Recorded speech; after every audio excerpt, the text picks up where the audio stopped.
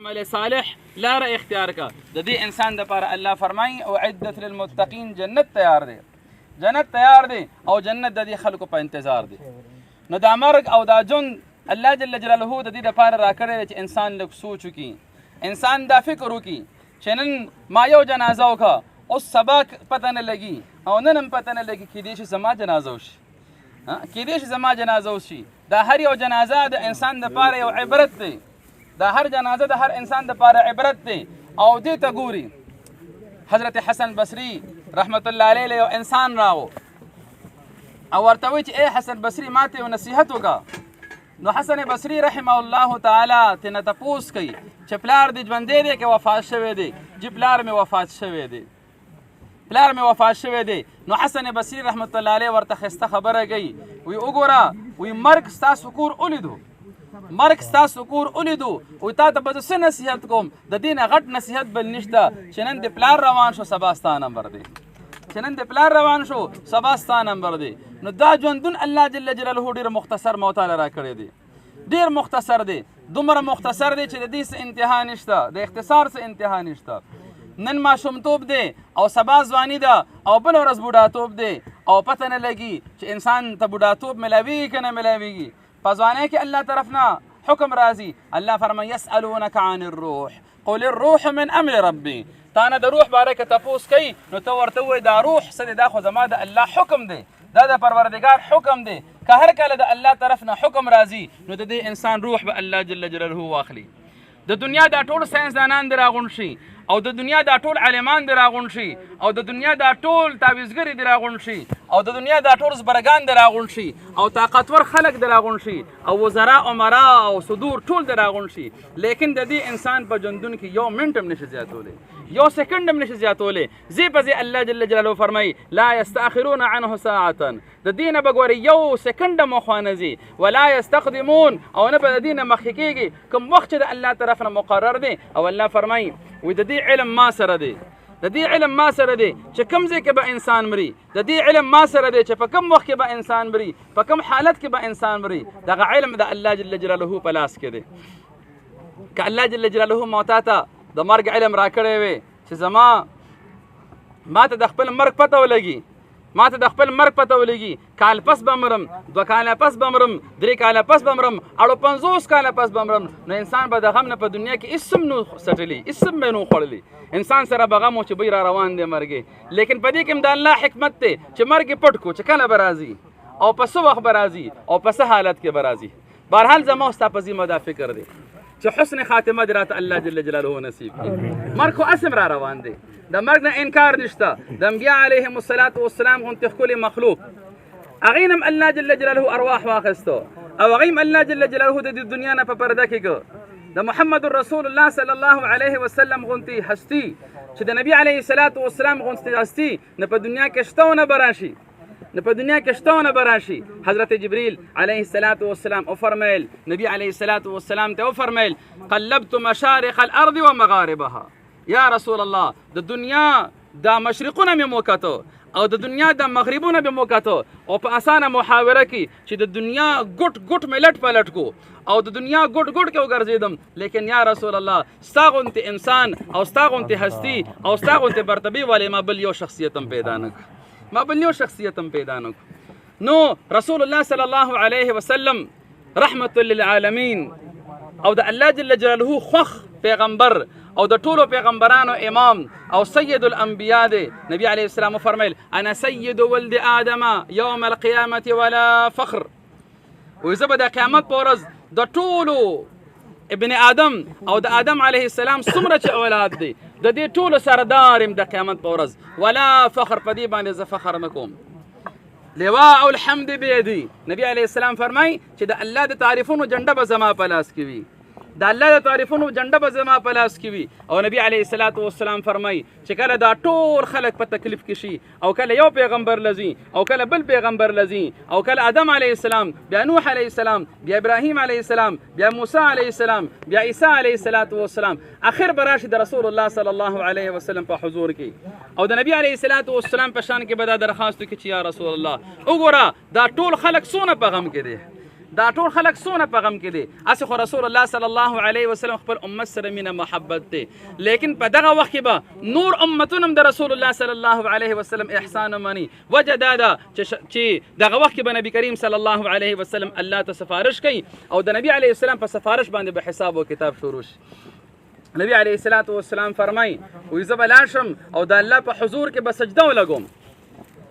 او داسې تعریفونه به د الله په حضور کې وکم چې د هغه تعریفونو ما په دنیا کې وهم و ګمان هم نه دی راغلی داسې تعریفونه به د الله وکم الله جل جلاله به ما ته وفرمایي یا محمد ارفع راسك سل تعطى اشفع تشفى یا رسول الله یا محمد صلی الله علیه وسلم اوچت کسرو او چې څه غواړې هغه درله درکوم او چې د چا په باره کې څه قسمه سفارش او شفاعت کې هغه د قبلوم نبی علیه الصلاة والسلام به سر اوچت کی او د الله په حضور کې به سفارش وکړي الله جل جلاله به حساب او کتاب شروع کړي نبی علیه السلام غونتی بله هستی په دنیا کې نشته لیکن په هغې باندې الله جل جلاله دغه الله ورته وفرمایي انک میت و انهم میتون دغه الله جل جلاله نبی کریم صلی الله علیه وسلم د دنیا نه یو وړو ځان ته راوبللو نو هر انسان د دې دنیا نه روان دی که زه او که او که ښه دی که خراب دی روان خو هر یو انسان دی لیکن کمال په دې کې دی چې په دې عقیدې سره لاړ شم او په دې یقین سره لاړ شم چې الله جل جلاله د دې کائنات متصرف دی او د دې کائنات مطلق القدرت هغه الله جل جلاله دی او د الله توحید یقین په دې زړه کې ورکوس کی نو چې کوم انسان د یقین سره لاړ شي نبی علیه الصلاة والسلام فرمایي من قال لا اله الا الله مستيقنا بها قلبه یو روایت کې مخلصا به چې مخلصا بها قلبه نو دا انسان به کوم خو جنت ته بځي ابو هريره رضی الله تعالی عنه فرمایي یو ځل مونږ رسول الله صلی الله علیه وسلم نه گیر چاپېره ناستو گیر چاپېره حول كنا قعودا حول رسول الله نبی علیه الصلاة والسلام نه گیر چاپېره ناستو وی رسول الله صلی الله علیه وسلم مونږ نه اچانک پاسېدو لږ ساعت نه ډېر ساعت تېر شو مونږ پریشانه شو خفه شو چې رسول الله صلی الله علیه وسلم ډېر وخت تېر کو هسې نه فخشینا ان یقطع دوننا وی مونږ لږ ویریدو هغه وخت یهودو سره دشمني د عرب مشرکینو سره دشمني کفارو سره دشمني رسول الله صلی الله علیه وسلم یوازې دی رسول الله صلی الله علیه وسلم یوازې دی هسې نه چې څوک ورته تکلیف ورورسي مونږ خو ورسره نه یو نو ټول ملګري خفه شو او ګبراهټ پرې راغو او اچانک پاسېدو وی ټولو کې لومبنی زه راپاڅېدم او منډه مې کړه او نبي کریم صلی الله علیه وسلم پسې ګرځېدم و یو باغ باره کې زما یقین راغو چې نبي علیه الصلاة والسلام به دلته وي د انصارو د بن نجارو یو باغو وی زه هغې ته ورغم وی تاویدم ته نو دروازه م راته نه میلاوېده حالانکې دروازه وه نبي علیه الصلاة والسلام په دروازه باندې ورغلی دی لیکن چې کله یو انسان پریشانه شي نو په خپل لاس کې چې کوم شیز ورسره هغه هم ورته نه ښکاري هلکه موبایل مې څه شو انسان موبایل ورسره لاس کې وي په جیب کې وي څه شو بعض اوقات عینکې په سر باندې ایښي عینکې مې څه شوي پریشانۍ د وجې نه نو ابو هریره رضی الله تعالی عنه دومره پریشان چې د باغ دروازه هم ورته نه ښکاري او نبی کریم صلی الله علیه وسلم پسې ګرځي وی د باغ فدرت به د ټول باغ نه مې چکر ووهلو دروازه مې ونه لیده وی حتی چې بیا داسې وشو چې د دیوال لاندې یو وړه غوندې نالی چې په کم باندې دې باغ ته اوبه ورځي په هغې باندې زه وردن نه شم عام حالت کې نه شم وردن نه کېدی وی داسې وردن نه شم کما یحتفظ الثعلب لکه څنګه چې یو لومبړی وي او هغه ځان داسې راغونډ کړي دا جسم ټول راغونډ کړي وی دقه شان مې ځان راغونډ کړو په دې کې ورغم رسول الله صلی الله علیه وسلم مخامخ ناست دی او ما ته ابو هریره لکه ابو هریره یا رسول الله نعم او ابو هریره یم ولې خیر خو دی یا رسول الله مونږ تا نه ګیر چاپېره ناستو او ته اچانک راپاڅېدې مونږ ټولو فکر وکړو چې نبي علیه الصلاة والسلام ته څوک تکلیف ورنه رسي نو ټول مونږ پریشان شو تا پسې راغمه یا رسول الله زم را روان یم وهؤلاء الناس من ورایي او دا ټول خلک ما پسې را روان دي دا ټول خلک ما پسې را روان دي علما کرام لیکي وایي دې ځای کې ابو هریره رضی الله تعالی عنه هسې مینه نبي علیه الصلاة والسلام سره خو لیکن یو مینه کولي او یو د مینې اظهار کولي یو مینه کولي یو د مینې اظهار کولي صحابه کرام رضی الله عنهم اجمعین به نبي علیه الصلاة والسلام ته د مینې اظهار کولو لکه بأبي انت و امي یا رسول الله مور او پلار مې په دا باندې قربان نو د نبي علیه السلام سره مینه خو شته خو لیکن د مینې اظهار به صحابه کرام رضی الله عنهم بأبي انت و امي یا رسول الله مور او پلار مې په تا باندې قربان نو دغه شان ابو هریره رضی الله عنه د مینې اظهار کوي او د مینې د اظهار دپاره د قرآن لار اختیاروي موسی علیه الصلاة والسلام چې کله الله جل جلاله ته ورځي کو وحی تور ته نو همدغه ورته وایي چې یا رسول الله یا الله دا ټول خلک ما پسې را روان دي وعجلت الیک ربی لترضا یا الله زه په منډه منډه راغم چې ته رانه رضا شي نو ابو هریره رضی الله عنه د مینې اظهار کې یا رسول الله ټول لا پسې را روان دي خو زه پکې ټولو کې مخکې راغم نو رسول الله صلی الله علیه وسلم ورته خپل نعلین ورکوي او دا خپل پیزار مبارک ورته ورکوي. نبی علیه الصلاة والسلام ورته وفرمیل ای ابو هریره بار ته وځه او د دې باغ نه بار چې کوم انسان تا ته ملاویږي او د هغه انسان په زړه کې د کلمه وي د کلمې یقین وي د لا اله الا الله محمد رسول الله نو دا ورته ورکه. دا یو دلیل دی د دې خبرې چې دا خبره ما تا ته کړې ده. دا یو دلیل لکه څنګه چې نن سبا خلک په وزټنګ کارډ باندې لیکلو کې چې لکه دا فلاني له دا فلاني شی ورکه پیسې ولا ورکه. دغه نبی علیه الصلاة والسلام ورکوي دا پیزار ورته ورکوي او خپل نعلین مبارک ورته ورکوي چې دا زما طرف نه دلیل دی چې دا خبره ما کړې ده. علما کرام لیکي وی چې کله نبی علیه السلام ورته خبره وکړه وی څوکه وی د باغ نه ګیر چاپېره څومره خلک دي چې دي او د چا په زړه کې یقین د لا اله الا الله محمد رسول الله دی نو ورته ووایه چې دا د نبی علیه السلام پیغام دی چې تاسو دپاره د جنت بشارت دی او تاسو دپاره د جنت خوشخبري ده. علما لیکي رسول الله صلی الله علیه وسلم خپل امامه هم ورکولی شوه. نبی کریم صلی الله علیه وسلم خپل صادر هم ورکولی شو. نبی علیه السلام خپل عصا مبارکه ورکولی شوه. نور څه هم ورکولی شو خو رسول الله صلی الله علیه وسلم خپل نعلین ولې ورکه. نو نعلین څه ته وایي؟ سپلو ته. نبی علیه الصلاة والسلام خپل سپلی مبارکې ورکوي. سپلی د کوم ځای لباس دی؟ دا د انسان د خپو لباس دی. نو نبی علیه الصلاة والسلام نعلین ولې ورکه؟ وایي د دې وجې نه ورکه چې په دې خبره باندې یاد ځان پوی کوي چې لا اله الا الله یقین به زړه کې راولئ او زما په نقش قدم باندې به روان یئ زما په نقش قدم باندې به روان یئ نو هله به تاسو ته څه کېږي؟ د جنت خوشخبري ده د جنت خوشخبري ده. نو نبی علیه الصلاة والسلام الله دې محتاط ته نصیب کړي د لا اله الا الله یقین چې هر څه تصرف کولو والا څوک دی هغه صرف او صرف یو الله دی. د زړه نه ګوره د اله تعریف علما کرام کې اله څه ته وایي؟ اله الفصیل الی امه چې کله د اوخي او د اسپې بچې تاسو خیال وکړئ وړوکې غوندې بچې وي بچوکې وي که په هغه باندې غم راځي هغه هم بیا د خپلې مور نه تاویږي راتاویږي که خوشحالي پرې راځي هم د خپلې مور نه تاویږي راتاویږي. نو اله الفصیل الی امه وایي دغه خپل وړوکي بچي د خپلې مور ته الها د مینې اظهار وکړو. داسې خیال وکړئ د چیلې بچوکې وي نو چې لږ خوشحاله شي نو د مور نه تاویږي راتاویږي ټوپونه وهي لږ پې څوک تکلیف ورته وررسي خپلې مور ته راشي. نو د لا اله الا الله مطلب دا دی چې د الله جل جلاله سره د زړه تعلق ساتل دي. د زړه تعلق که غم در باندې راځي هم به الله ته پیش کړي او که خوشحالي در باندې راځي هم به الله جل جلاله ته پیش کړي هم به الله ته پیش کړي. رسول الله صلی الله علیه وسلم باندې خوشحالیانې راغلي دي. نبی علیه الصلاة والسلام باندې درود شریف فضیلت چې کله نازل شو چې کوم انسان په ما باندې یو ځل درود شریف وایي نو الله جل جلاله به پې لس رحمت رالیږي لس ګناهونه به معاف کوي لس نیکیانې به ورته ورکوي لس درجې به په جنت کې بلندې کېږي. رسول الله صلی الله علیه وسلم په سجده کې پروت او صحابه کرام فرموي دومره لویه سجده کوي ما وی چې رسول الله صلی الله علیه وسلم خو لاړو د دنیا نه تشریف یوړو. د شکر سجده نبی کریم صلی الله علیه وسلم کوي. نو که خوشحالي راځي هم الله ته توجه که یقین راځي هم په زړه کې د الله تعلق ساتل د دې خبرې یقین ساتل چې په دنیا کې تصرف کولو والا صرف او صرف عزت هم دغه په لاس کې دی او ذلت هم دغه په لاس کې دی. ګوره رسول الله صلی الله علیه وسلم دشمنان څومره د مکې کافران بیا د هغوی سرداران بیا یهود بیا نصارا دا ټول د رسول الله صلی الله علیه وسلم مخالف دي او د هغوی هر یو پلان او د هغوی هر یو منصوبه هغه د نبی علیه الصلاة والسلام د ذلت دپاره جوړیږي. په نبی علیه السلام به خاورې ورولو بې عزته بشي په نبی علیه الصلاة والسلام به توکاڼې ورولو بې عزته بشي نبی علیه الصلاة والسلام باندې به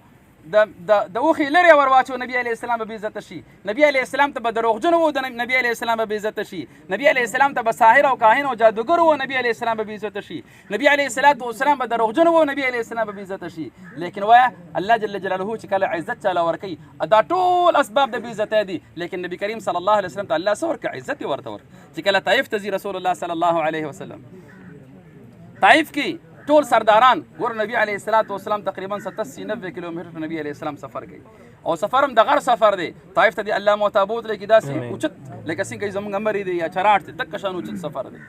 نبی کریم صلی الله علیه وسلم هلته ځي او یو تمه ځان سره وړي. ګوره زما د چا نه تمه مني نو زه بیا نه خفه کېږم زما چا نه تمه مني چې دی به زما له سلام به راکړي زه ته نه خفه کېږم خو چې کله زما د ده نه تمه وي هلکه زه به سلام وکړم دی به جواب راکړي زه به ده نه قرضه وغواړم دی به مال راکړي او چې کله بیا رانه کړي بیا د انسان زړه خفه کېږي. رسول الله صلی الله علیه وسلم یو تمه وړي د دې خبرې چې دا خلک خو مې نه مني خو زه طایف ته هغه ډېر مېلمهدوست خلک دي او ډېر ښکلي خلک دي او ډېر غیرت والا خلک دي هغوی ته به خپله خبره پیش کړم هغوی به زما خبره ومني. نبی کریم صلی الله علیه وسلم یو تمه وړي لیکن هغه خلک د نبی علیه الصلاة والسلام داسې بې عزتي کوي نبی کریم صلی الله علیه وسلم ته هم دغه وایي صرف ته ورته ښکارېدي نعوذ بالله د نبوت دپاره صرف ته ورته د نبوت دپاره ښکارېدي مختلفو طریقو سره د نبی کریم صلی الله علیه وسلم بې عزتي کوي او بیا دا کلي هلکان راغونډوي هلکان خو بدي نه هلکانو ته خو چې یو کار وښې که غلطي قسم یې هغه په هغې باندې اخته وي ورته وایي کاڼي راوالي او دا کس چې روان دی او ده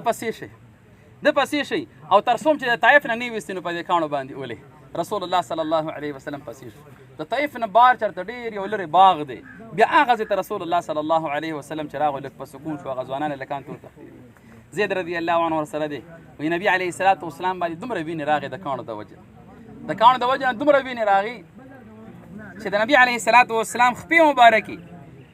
پیزار سره اونختي بیا ډېر په زور باندې وي دغه پیزار د نبي علیه الصلاة والسلام د خپو نه جدا شو نو ګوره ټول اسباب د بېعزتۍ دي خو په دغه وخت کې الله جل جلاله فرښتې راځي یا رسول الله که ته غواړې دا غرونه به پرې رايوځې کړم او دې غرونو کې به دننه چیخڼې کړو رسول الله صلی الله علیه وسلم ورته فرمیل چې نه کیدې شي د دوی په نسل کې د دوی په ذریت کې په بال بچ کې داسې خلک راشي چې هغې کلمه د لا اله الا الله قبوله کړي نو وایه د اسمان نه فرښتې راځي دا عزت دی که بېعزتي ده دا عزت دی ټوله دنیا دې بېعزتي کوي الله دې عزت کوي او صرف په دغه باندې نه ده بیا چې کله نبي کریم صلی الله علیه وسلم واپس راځي د شپې سفر کوي نبی علیه السلام د شپې سفر کې د سحر د منځ وخت دی رسول الله صلی الله علیه وسلم منځ ورکوي نو د مانځه جمع ورپسې درنیږي لګیا دي څوک دي دا جنات ټول راغلي دي قل اوحي الي انه استمع نفر من الجن راغو د نبی علیه الصلاة والسلام قرآن واورېدو په نبی علیه الصلاة والسلام باندې ایمان وروړو نو الله جل جلاله ورته ثابته کړه چې یا رسول الله که د دنیا یو کس دنده مني او د دنیا ټول کسان ستا بېعزتي کول غواړي زه به هغه مخلوق ستا د عزت دپاره لګوم چې کوم خلکو ته نه ښکاري فرښتې د نبی علیه السلام د عزت دپاره راولېږلې جنات د نبی علیه الصلاة والسلام د عزت دپاره راولېږل او صرف په دې باندې بس نه ده بیا رسول الله صلی الله علیه وسلم ته تحفه د معراج ورکوي د معراج تحفه ورکوي جبریل علیه الصلاة والسلام د ام ایمن د کور داخلي او نبی علیه الصلاة والسلام به وځي ځان سره او چې کله مسجد اقصی ته ځي دا ټول انبیا علیهم الصلاة والسلام جمع دي او په هغه وخت کې د انبیا علیهم الصلاة والسلام په وړاندې د نبی علیه الصلاة والسلام سرداري ثابتوي او د نبی علیه الصلاة والسلام امامت ثابتوي نبی کریم صلی الله علیه وسلم د امامت مصله ورکوي دا د نبی علیه الصلاة والسلام عزت دی نو زما عزت د دې خبرې یقین دی تعز من تشاء وتذل من تشاء د دنیا دا ټول اسباب دی راغونډ شي او ستا بېعزتي دې کول غواړي لیکن چې ستا الله سره تعلق او د الله جل جلاله سره دی مینه محبت وي او د رسول الله صلی الله علیه وسلم په نقش قدم باندې رواني والله العظیم ثم تالله العظیم چې دا ټوله دنیا ستا بېعزتي کول غواړي تا ته بېعزتي نشي کولی الله جل جلاله به تا ته عزت درکړي نو دا یقین دی الله زما او ستا نصیب کړي باشهادت ورکولو والم الله دی الله جل جلاله عما نواله په قرآن عظیم الشان کې هغه واقع نقل کوي چې داسې به وشي چې دا ټول خلک دا ټول بادشاهان دې ته به الله جل جلاله مرګی راولي که فرعون دی او که حامان دی او که قارون دی او که د دې زمانې غټ نه غټ باچا دی او که ډېر لوی نه لوی خان دی دغه ټول به پراته وي او ټولو باندې به الله مرګی راولي او الله به په دغه وخت کې دا اعلان وکړي لمن الملک اليوم هلکه نن څوک شته چې بادشاهت وکړي هلکه نن څوک شته چې بادشاهت وکړي څه شو هغه بادشاهیان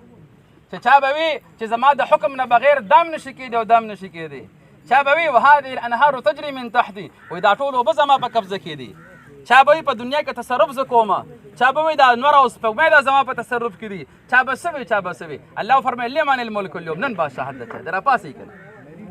یو ځل به آواز وشي دوه ځله به آواز وشي بیا به الله په خپله ارشاد وفرمایي لله الواحد القهار نن خو د بادشاهت لایق څوک دی صرف او صرف یو الله جل جلاله دی زما عزتمند الله دې محتاله د ایمان سره برګ راکړي د ایمان ګوره ډېر ضروري دی نبی کریم صلی الله علیه وسلم چې کوم ترغیب راکړي محتاله همدقه د لا اله الا الله نبی علیه الصلاة والسلام وفرمایل وایي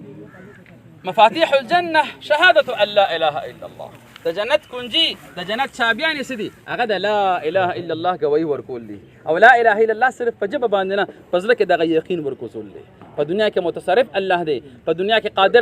قادر او قدرت والا الله دی او طاقت او قوت والا الله دی او په غیب باندې علم لرونکی یو الله دی دغه ټول په دغه زړه کې یقین ساتل لا اله الا الله یو ځل حضرت حذیفه رضی الله تعالی عنه بیان کوي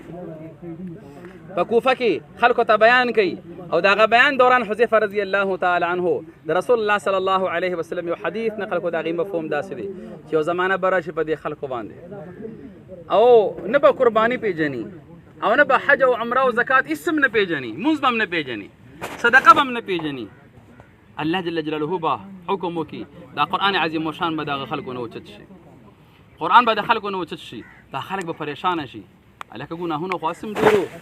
اوس خو الله عذاب راغو قرآن رانه اوچت اوس به څه کوو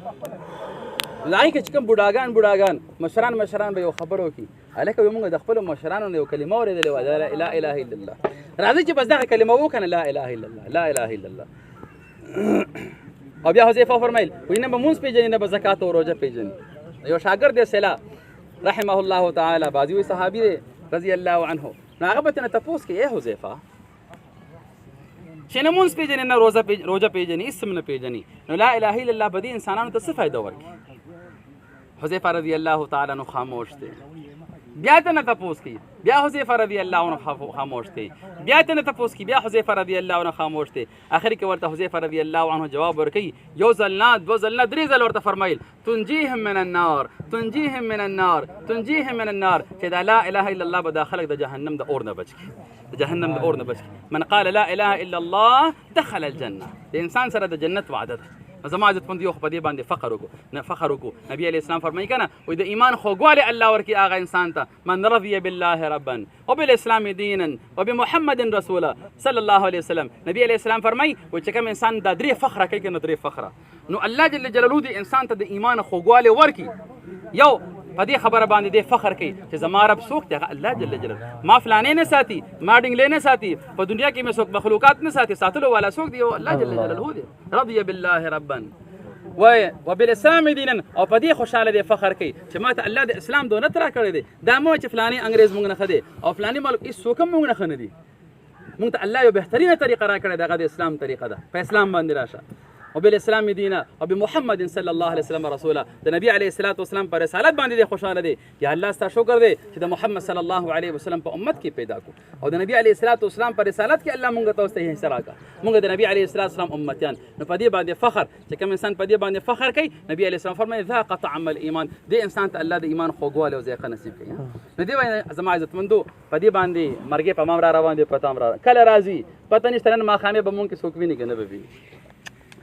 ماښامې به څوک ویني که نه به ویني نو دې وجه نه انشاءالله ته توبه وباسو یا الله دا څونه ګناهونه مې چې کړي دي الله زما ګناهونه توبه کنه انشاءالله جي هېڅ پته نه لګي مرګ کله راځي او بیا د آینده دپاره عهد وکړو چې انشاءالله په دې کلمه باندې به الله محتا ته استقامت راکوي الله دې محتاله په دې باندې عمل کړو توفیق راکړي خبر سره انشاءالله بیا دعا کوو جزاکم